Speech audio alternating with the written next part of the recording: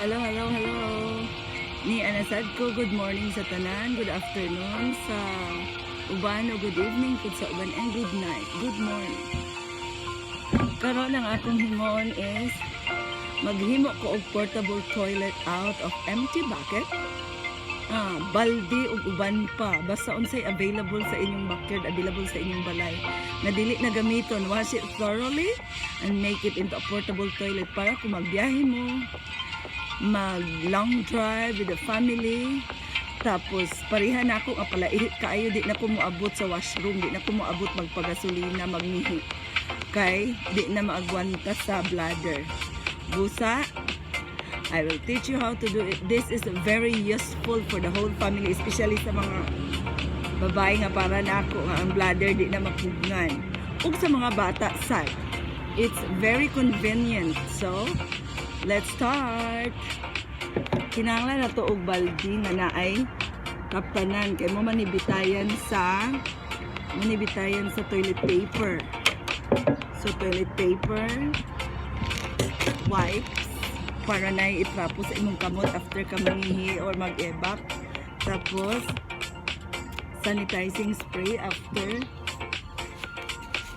plastic bag for the bin, cutter, and then you use this one to write something. Then the most important is pool noodle.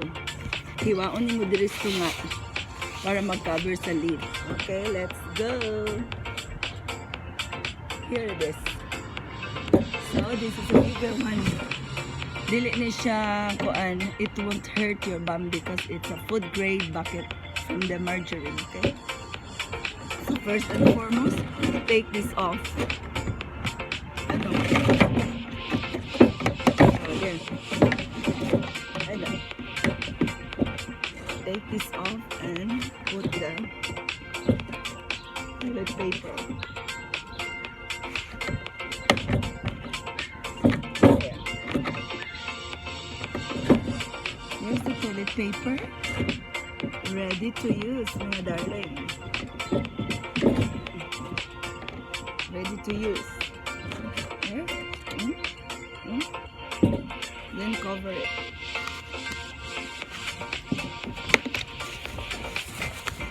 College na akong silupin.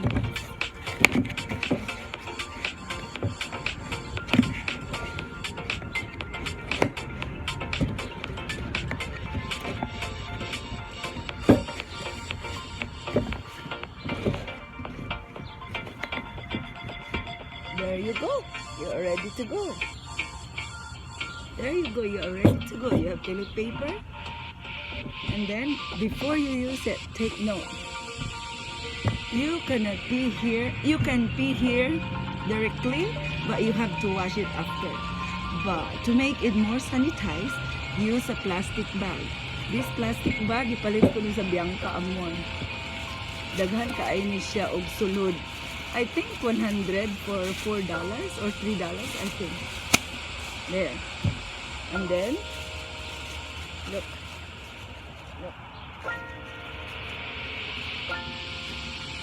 Open it. There. Open. And put it inside.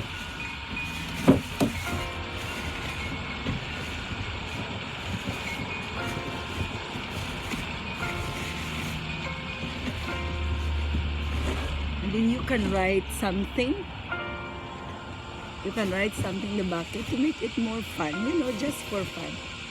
Okay, I will write it something. I'll write it something.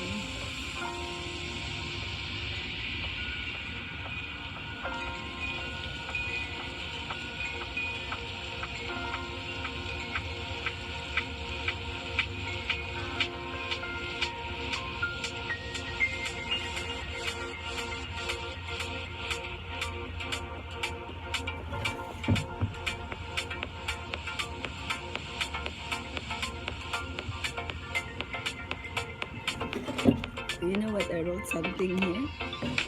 Smile, for I will make your bladder cry. Diba?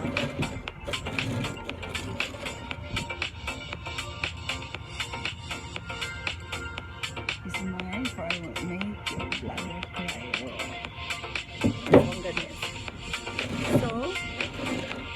toilet paper. After you pee, you sit down here. Pee. Use the toilet paper. And after that, seal. Take it off. Take it off. Take it off. And seal the pee with seal the pee. And ready for disposal garbage in your destination wherever you go. Then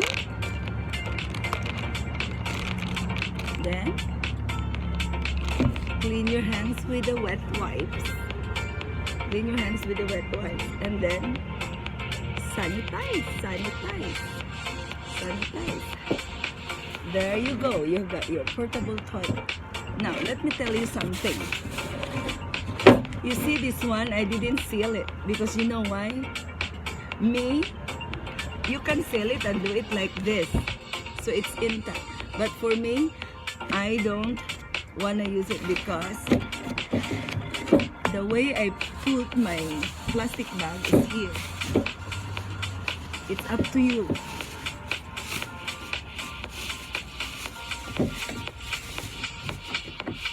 I put it like this.